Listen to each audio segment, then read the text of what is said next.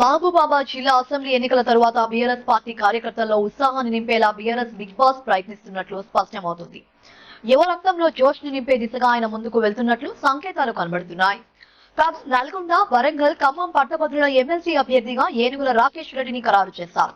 BRS chief KCR ఈ మేరకు BRS party అధికార ప్రకటన విడుదల చేసింది. కాంగ్రెస్ పార్టీ తీన్మార్ మల్లన్న అలియాస్ చింతపండు నవీన్ ను అభ్యర్థిగా ప్రకటించగా ఆయన ఇప్పటికే నామినేషన్ దాఖలు చేశారు.